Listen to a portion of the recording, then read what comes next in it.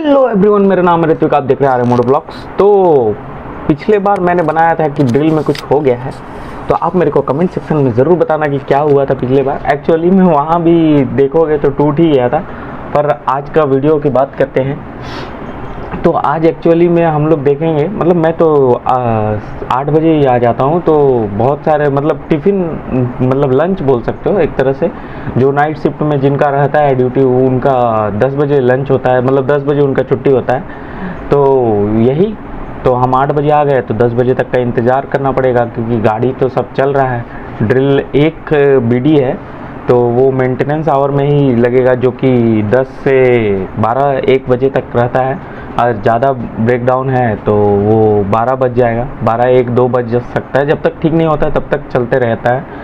तो यही है, तो उसी का इंतज़ार कर रहे हैं। सारा टूल किट ये सब आ जाए, मतलब जो भी है सीनियर मैकेनिक फिटर ये सब सारा क्रेन आ जाए, तो क्रेन आ जाएगा तो हम लोग बना लेंगे। तो वही क्रेन आया है, क्रेन 10 बजे आ गया, 10-11 बजे, 10-11, हाँ थोड़ा लेट हुआ पर अब आ ही गया है टाइम पे।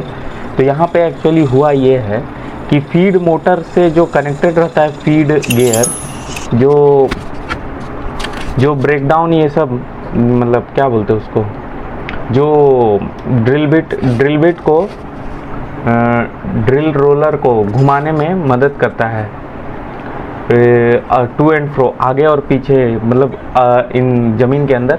तो तुम देख पा रहे होगे कि जो ये ऊपर में येलो कलर का है, वो एक्चुअली में ही ड्रिल, वही है एक्चुअली में ड्रिल को घुमाने वाला। तो एक्चुअली में फीड मोटर कनेक्टेड रहता है फीड गियर से, और फीड गियर में एक चेन लगा हुआ होगा, तुमको अगर ध्यान से देखोगे तो लटक रहा है वो नीचे में। तो वो गियर जो लटक रहा है वो एक्चुअली में कनेक्टेड रहता है ऊपर के ड्रिल बिट से, मतलब ड्रिल रॉड से, समझे। तो वही एक्चुअली में उसका चेन टूट गया है और उसमें खराबी आ गया है। पिछले बार तो हुआ था कि उसका जो ड्रिल अंदर जाता है, मतलब ड्रिल रड अंदर जाता है, उसका एक गियर ख़राब हो गया था, गियर 2 ख़राब हुआ था एक्चुअली में। तो उसी को बन रहा था। तो पिछले बार का वीडियो अगर तुम नहीं देखे हो तो देख सकते हो।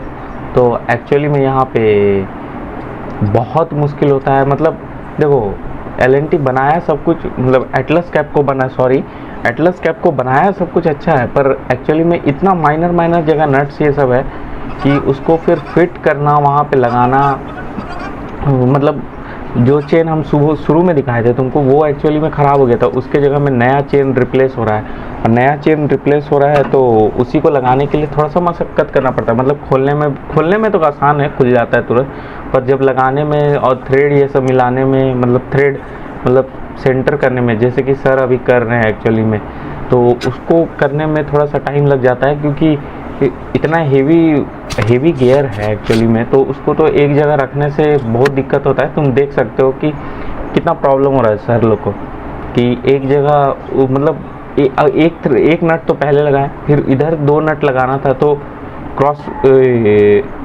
क्या बोलते हैं उसको, क्रॉस के फॉर्म में लगता है एक्चुअली में, मतलब एक्स शेप में।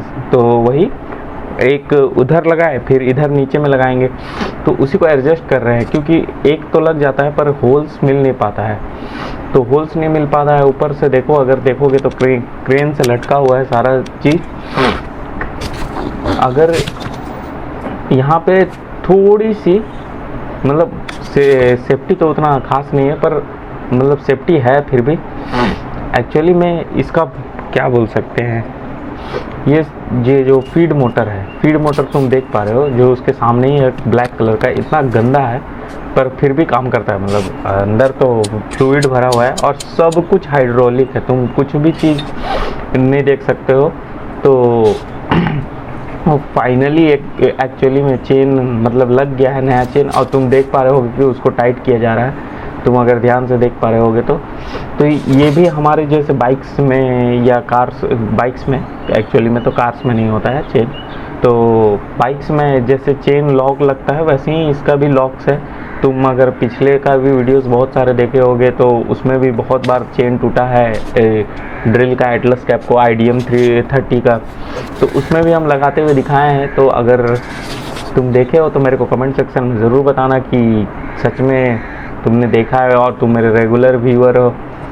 तो यहाँ पे बस चेन लग गया और इसके बाद फीड मोटर से फीड गियर को लगाया जाएगा। ये देखो एक्चुअली में इधर में कमिंस का पूरा इंजन है और कमिंस का इंजन तुमको हम दिखाए हैं आरआर शॉप में बनते हुए, कैसे बनता है सब कुछ पार्ट बाय पार्ट वाइज बताए हैं, पार्ट बाय पार्ट वाइज बताए हैं। तो तुम ज़रूर जाके देखना अगर तुम नहीं देखे हो तो। और अगर तुम सोचते हो कि सीसीएल में क्या क्या मतलब सीसीएल में क्या क्या काम होता है तो तुम यहाँ से जान सकते हो। एक्चुअली में ज़्यादा काम तो नहीं रहता है, पर अगर तुम असिस्टेंट इंजीनियर या जूनियर इंजीनियर बन के आओगे तो तुम पे वर्कलोड बहुत ज़्यादा रहेगा, हद से ज़्यादा रहेगा। क्योंकि अगर कुछ भी चीज़ इधर उधर होता है तो मतलब मान लो ये चेन अगर यहाँ नहीं रहता, डकरा ओसीपी में नहीं रहता तो दूसरे प्रोजेक्ट से लाना पड़ता है। तो उसके लिए अरेंजमेंट करवाओ, पेपर बनाओ, सब कुछ। तो यही था आज के ब्लॉग्स में। मिलते हैं नेक्स्ट ब्लॉग में। आपको कैसा लगा? तो वीडियो थोड़ी लंबी हो गई है पर देखते हैं कुछ होगा तो। Thank you for watching.